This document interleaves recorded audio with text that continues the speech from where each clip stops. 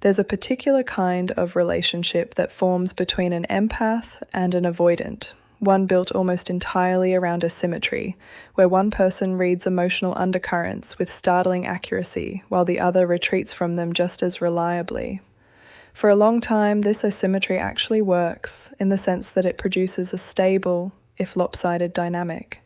The empath senses what the avoidant cannot articulate, anticipates their discomfort before it fully surfaces, softens conflict before it escalates, offers exactly the kind of intuitive understanding that makes closeness feel safer to someone whose nervous system treats vulnerability as danger. What rarely gets discussed is what happens once this pattern stops. Once the empath, exhausted from years of doing the emotional interpreting for two people, simply stops offering that access so freely. The shift that follows tends to catch the avoidant entirely off guard, precisely because they never had to develop the skills the empath was quietly supplying on their behalf the entire time. If the listener recognizes themselves as the empath in this exact dynamic, someone who has spent considerable energy reading, anticipating, and softening on behalf of an avoidant partner, and who has recently begun withdrawing that easy, intuitive access, this exploration is going to trace exactly what tends to happen once that withdrawal becomes sustained, and why it so often produces a reaction far more significant than either person initially expects. To understand why this specific withdrawal lands so differently than ordinary relational distance, it helps to understand what the empath's easy access has actually been providing throughout the relationship. An empath in this dynamic typically does considerably more than simply offer emotional support. They often function as an interpreter, translating the avoidant's own internal experience back to them in language. The avoidant themselves struggles to access, noticing when withdrawal is building before the avoidant consciously registers it, sensing unspoken needs and addressing them preemptively, absorbing tension before it can escalate into open conflict. This labor, largely invisible because it happens instinctively and continuously, allows the avoidant to experience closeness without ever developing the emotional vocabulary or self-awareness that closeness would normally require them to build on their own. This is worth naming plainly because it reframes what the empath's withdrawal actually represents once it happens. It isn't simply reduced affection or reduced attention. It's the removal of a scaffolding system the avoidant partner has been leaning on without ever consciously recognizing its presence, let alone its necessity. Once that scaffolding disappears, the avoidant is left facing the raw, unmediated experience of their own internal world, an experience the empath had been quietly softening and interpreting for them throughout the entire relationship. This confrontation, sudden and unfamiliar, tends to produce disorientation considerably beyond what the empath's reduced availability alone would seem to warrant. It's worth exploring what specifically prompts an empath to reach this point of withdrawal, because understanding the build-up helps explain why the eventual shift, once it happens, tends to be sustained rather than temporary. Empaths in this dynamic typically don't withdraw suddenly or impulsively. The withdrawal usually follows years of accumulated exhaustion, a slow recognition that the constant work of reading, anticipating, and interpreting has never been reciprocated, that the avoidant partner has come to depend on this labor without ever developing any corresponding capacity of their own, and that continuing to provide this service indefinitely would mean permanently sacrificing the empath's own emotional well-being in service of a dynamic that was never actually sustainable for both people involved. There's something worth naming here about the specific grief this recognition produces for the empath long before any visible withdrawal actually begins. Empaths often derive genuine meaning from their capacity to understand and support others, which means recognizing that this capacity has been exploited rather than appreciated, that their emotional labor has functioned as a substitute for the avoidant's own growth rather than a genuine partnership, produces a particular kind of disillusionment that differs from ordinary relationship dissatisfaction. This isn't simply feeling unappreciated, it's recognizing that a core part of one's identity and way of relating to the world has been quietly weaponized against one's own long-term well-being. It's worth examining what the actual mechanics of this withdrawal typically look like once the empath decides to implement it, because it rarely resembles dramatic confrontation. More often, it manifests through smaller, more sustained changes. No longer proactively addressing tension the avoidant hasn't directly named, no longer softening difficult conversations before they've even begun, no longer offering the intuitive emotional translation that previously made vulnerability feel more manageable to the avoidant partner. These changes can seem subtle from the outside, easy to miss initially, but their cumulative effect tends to be considerably more significant than any single dramatic confrontation would produce, precisely because they remove an entire, ongoing system of support rather than simply expressing frustration about one specific incident. There's a particular pattern worth exploring regarding how avoidants typically respond to this initial withdrawal, because the response often unfolds in stages that mirror, in some ways, the pattern of confusion, alarm, and eventual reckoning that shows up whenever any significant relational shift catches an avoidant off guard. The earliest stage typically involves genuine confusion, a sense that something has changed without being able to clearly identify what, because the empath's withdrawal, subtle as it often is, doesn't announce itself through explicit statement. The avoidant may notice increased tension in the relationship, a growing sense of misunderstanding during conversations that previously felt smoother, without immediately connecting this shift to the empath's deliberate decision to stop providing the interpretive labor they'd previously offered so freely. As this confusion persists without resolving, it tends to develop into something considerably more uncomfortable, because the avoidant begins encountering, often for the first time in the relationship, direct confrontation with their own unprocessed emotional experience, without the empath's usual translation softening or clarifying it.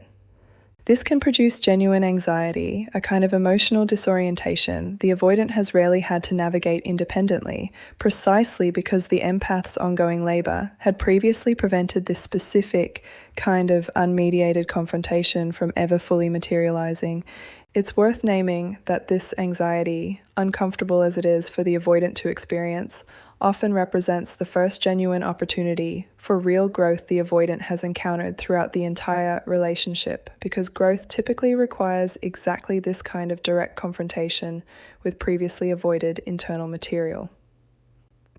It's worth pausing here to speak directly to the listener who has implemented this exact withdrawal, wondering whether stopping the constant interpretive labor represents abandonment or coldness rather than something more legitimate. It's worth reframing this choice clearly. Withdrawing labor that was never sustainable, that was never reciprocated, and that was actively preventing an avoidant partner from developing their own genuine emotional capacity isn't coldness. It's often the single most constructive thing an empath can offer an avoidant partner, more valuable than any amount of continued interpretive support could ever provide, precisely because it finally creates the conditions under which genuine growth becomes possible rather than perpetually unnecessary. There's something worth exploring about how this withdrawal, sustained over time, tends to reveal information about the avoidant partner's actual capacity for growth that the previous dynamic had entirely obscured. Some avoidants, faced with this genuine confrontation for the first time, begin developing real emotional skills independently, learning to identify and articulate their own internal states without relying on someone else to do this work for them, engaging with therapy or self-reflection they'd previously avoided because the empath's presence had made such work feel unnecessary. Others, faced with the same confrontation, respond by seeking a replacement source of the same interpretive labor elsewhere, whether through a new relationship, increased reliance on friends or family, or simply intensified attempts to convince the original empath to resume providing what they'd previously offered so freely. This divergence matters enormously for understanding what this withdrawal ultimately reveals about a specific relationship's genuine potential. An avoidant who responds to this confrontation with real, sustained effort toward independent emotional growth demonstrates something the previous dynamic could never have revealed: genuine capacity that had simply never been required to develop because it had always been available secondhand. An avoidant who instead seeks replacement sources for the same interpretive labor, rather than developing any independent capacity, reveals something equally important, that the underlying pattern extends beyond this specific relationship, and will likely repeat itself with whatever new source of interpretive labor they eventually locate, unless something more fundamental shifts in how they relate to their own emotional experience. It's worth examining what this withdrawal specifically requires from the empath in order to remain sustainable, rather than eventually collapsing back into the previous pattern out of habit or discomfort with the avoidant's visible struggle.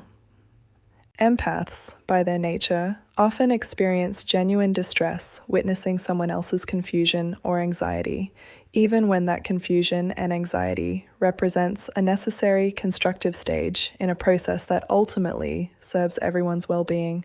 This means maintaining the withdrawal frequently requires the empath to tolerate their own discomfort with watching an avoidant partner struggle, resisting the instinctive urge to step back in and resume the interpretive labor simply because doing so would immediately relieve both people's visible distress, even though that relief would come at the cost of undermining whatever genuine growth the withdrawal might otherwise make possible. There's a particular consideration worth naming about how this withdrawal interacts with an empath's own healing and self-understanding, independent of what it ultimately produces in the avoidant partner.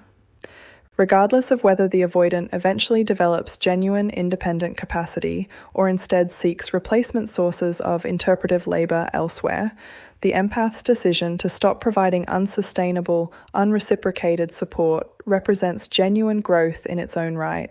an act of self-respect that doesn't require the avoidant's specific response in order to have been the correct choice. This distinction matters considerably, because tying the value of this withdrawal too closely to whether it successfully produces change in the avoidant partner risks undermining the empath's own legitimate right to stop providing labor that was never sustainable, regardless of what outcome that withdrawal ultimately produces on the other side of the relationship. There's a specific dimension worth exploring here concerning the empath's own nervous system and how it responds to the process of maintaining this withdrawal over time, because the discomfort involved isn't purely psychological in the abstract sense. Empaths often possess a heightened physiological sensitivity to others' emotional states, meaning witnessing an avoidant partner's confusion or distress can produce genuine somatic discomfort, tension, unease, sometimes even a felt sense of urgency to intervene that operates below the level of conscious decision-making. This means sustaining the withdrawal requires more than simply deciding, intellectually, not to resume the previous pattern. It requires actively managing a physiological pull toward intervention that can feel, in the moment, almost as involuntary as the avoidant's own defensive patterns feel to them. Understanding this helps explain why maintaining this specific boundary often proves considerably more exhausting for empaths than boundaries in other areas of life might, precisely because it requires working against an ingrained physiological response, rather than simply against habit or expectation alone. It's worth examining how this withdrawal interacts with an empath's broader identity and sense of purpose, because for many empaths, the capacity to read and respond to others' emotional needs functions as a core part of how they understand their own value, both within relationships and more broadly. This means withdrawing this capacity, even when done deliberately and for genuinely good reasons, can produce a specific kind of identity disruption that extends beyond the immediate relationship being discussed. Some empaths report feeling, during this withdrawal, an uncomfortable uncertainty about who they are without this role, having spent so much of their relational life defined by their capacity for emotional attunement that stepping back from exercising it, even temporarily and even for good reason, can feel disorienting in ways that have little to do with the specific avoidant partner and everything to do with a broader relationship to their own sense of purpose and identity. There's something worth naming about how this identity disruption, uncomfortable as it is, often produces genuine long-term benefit for the empath independent of whatever happens with the avoidant partner specifically. Learning to exist and derive value outside the specific role of interpreter and emotional translator for someone else often reveals dimensions of the empath's own identity that had previously remained underdeveloped, precisely because so much energy had been consistently directed outward toward managing someone else's emotional experience. This withdrawal, in other words, often functions as an unexpected form of self-discovery for the empath, even though its immediate conscious purpose was primarily about protecting their own well-being rather than about pursuing any broader process of personal growth. It's worth exploring too how mutual friends and family members typically respond to witnessing this withdrawal unfold, because their reactions can significantly complicate the empath's ability to sustain it consistently. Friends accustomed to seeing the empath in their previous, highly attuned role sometimes express concern or confusion at the shift, occasionally even suggesting, whether directly or implicitly, that the empath's reduced emotional labor represents some kind of failure or coldness rather than the deliberate, healthy boundary it actually represents. This external pressure, however well-intentioned, can make sustaining the withdrawal considerably harder, particularly for empaths whose identity has long been tied to being perceived by others as unusually caring, attentive, and emotionally generous. There's a particular pattern worth naming regarding how avoidants, once they begin genuinely encountering their own unmediated emotional experience, sometimes attempt increasingly elaborate strategies to draw the empath back into their previous interpretive role, strategies that don't always look like direct requests for help. Some avoidants become more emotionally volatile, unconsciously escalating conflict or distress in ways that make it harder for the empath to maintain distance without feeling genuinely concerned about the relationship's stability. Others become subtly manipulative, framing their own struggle in ways specifically designed to trigger the empath's characteristic guilt or sense of responsibility for others' well-being. Recognizing these strategies for what they typically represent, an unconscious attempt to restore a familiar, if unsustainable, equilibrium rather than a genuine escalation of crisis, can help the empath maintain their withdrawal without being drawn back in by tactics that feel, in the moment, considerably more urgent and legitimate than they actually are. It's worth examining as well how this entire dynamic connects to broader patterns in how empaths and avoidants tend to find each other in the first place, because understanding this initial attraction can help clarify why the eventual withdrawal produces such significant disruption once it occurs. Empaths are often drawn to avoidance precisely because the challenge of understanding someone emotionally guarded activates their particular strengths, their capacity for reading subtle cues, their skill at creating safety for someone who struggles to create it for themselves. This means the relationship's foundational dynamic was, in some sense, built specifically around the empath's willingness to provide exactly the kind of labor this exploration has been describing, which explains why withdrawing that labor tends to feel, to both people, like withdrawing something considerably more foundational than simple emotional support, closer to withdrawing the actual structural basis the relationship had been built upon from its very beginning.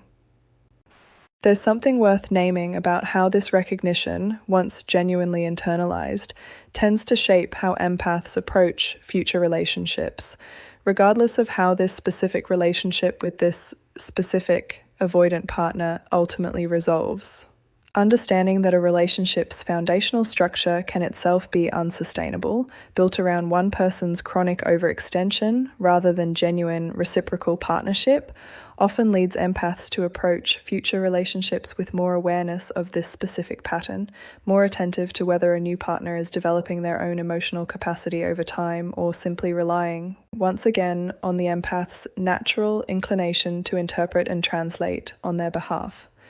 This awareness, hard-won through the specific difficulty of this withdrawal process, often represents one of the more valuable long-term outcomes of the entire experience, regardless of how the current relationship's specific outcome ultimately unfolds. It's worth considering, finally, what role professional support can play in helping an empath sustain this specific kind of withdrawal,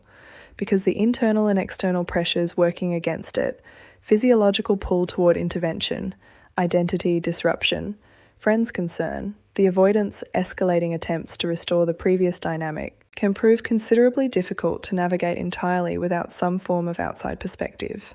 A therapist familiar with these specific relational patterns can help the empath distinguish between genuine concern for the avoidant's well-being and habitual automatic caretaking that has become disconnected from actual necessity, providing language and validation that can make sustaining this difficult but important withdrawal considerably more manageable than attempting to navigate it entirely alone.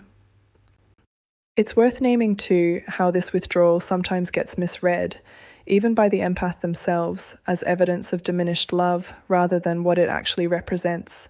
a genuine evolution in how love gets expressed. Many empaths, having spent so long equating love with constant emotional availability, with the willingness to anticipate and address needs before they're even voiced, initially experience this withdrawal as a kind of loss, a grief over no longer being the person who provides that specific, deeply valued form of care.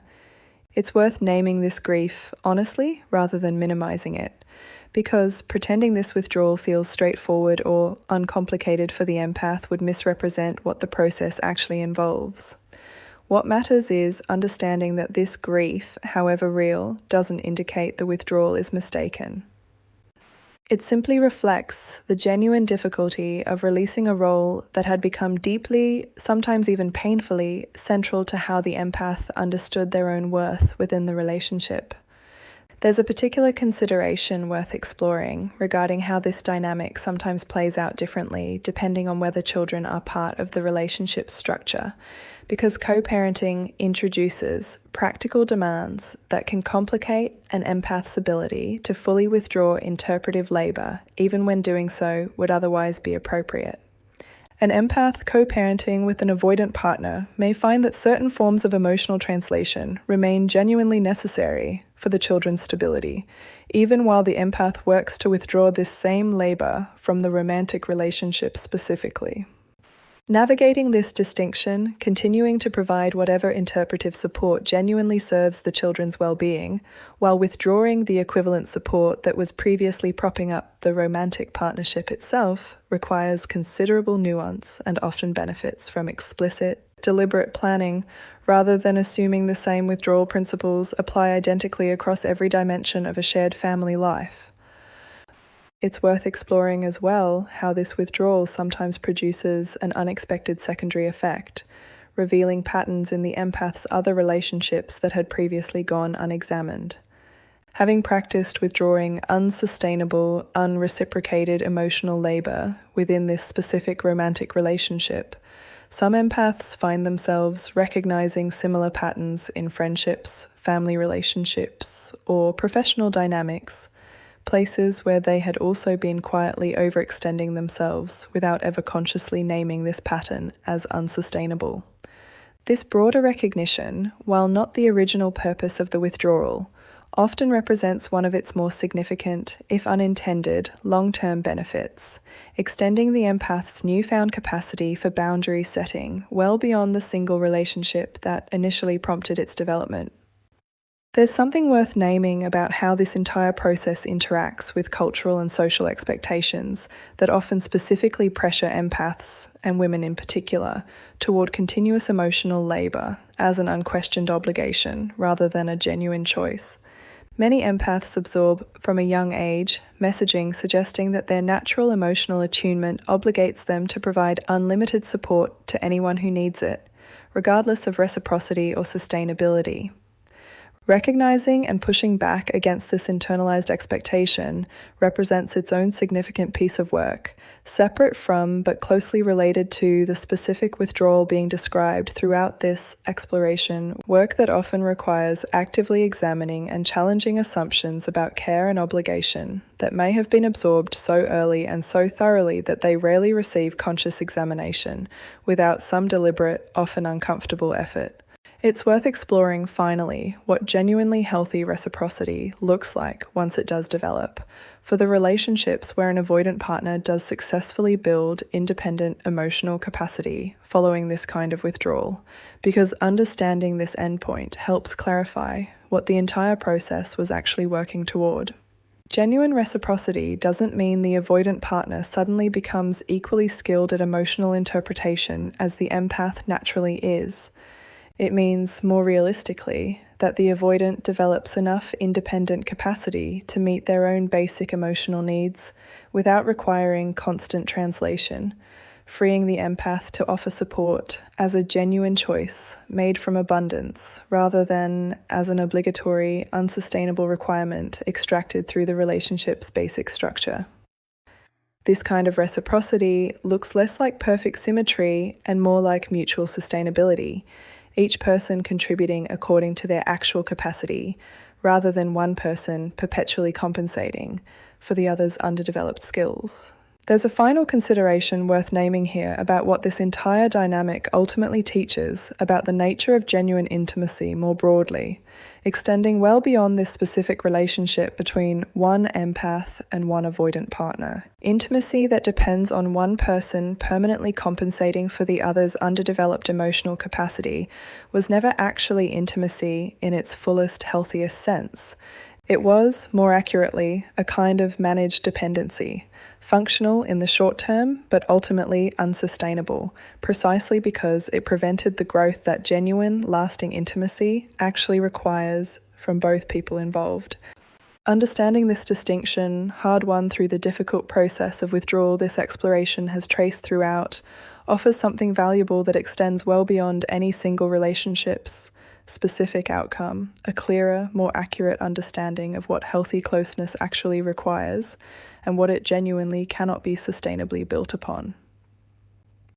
This withdrawal, however uncomfortable it feels to implement, and however uncertain its outcome remains in any given relationship, represents one of the more genuinely loving things an empath can offer an avoidant partner, precisely because it refuses to continue enabling a pattern that was preventing genuine growth from ever becoming necessary. Whatever the avoidant eventually does with the space this withdrawal creates belongs entirely to them now, and the empath's decision to stop providing what was never sustainable remains valid and worth honoring, regardless of whether it produces the relationship's genuine transformation or simply reveals with unmistakable clarity that transformation was never something this specific person was actually capable of pursuing. There's one final thought worth carrying forward from absolutely everything this exploration has traced throughout, one that holds completely true regardless of how any specific relationship built around this exact difficult dynamic ultimately resolves. The empath's capacity for deep, genuine, intuitive understanding was never something to apologize for or diminish in any way, and withdrawing it from an unsustainable, entirely one-sided dynamic doesn't ever mean that capacity was somehow inherently flawed or excessive in the first place. It simply means that capacity deserves to exist within a relationship structured around genuine reciprocity, offered freely rather than extracted through one person's chronic, unaddressed avoidance of their own emotional growth. What remains true throughout this entire process is that an empath choosing to stop giving easy access isn't choosing to stop caring. It's choosing, finally, to care in a way that actually serves both people involved, rather than a way that only ever served one. That distinction, once truly and genuinely understood, tends to matter well beyond just this single relationship and this one particular avoidant partner, because it reshapes how the empath approaches every future connection where their natural capacity for attunement might otherwise be quietly, gradually extracted rather than genuinely welcomed. Learning to offer that capacity as a genuine choice rather than an ongoing obligation, as a real, genuine gift freely given from a place of true abundance rather than a debt quietly extracted through someone else's unaddressed avoidance, tends to protect not just this specific relationship's outcome, but every single relationship that genuinely follows it, long after this particular difficult chapter has finally, completely, and truly closed for good.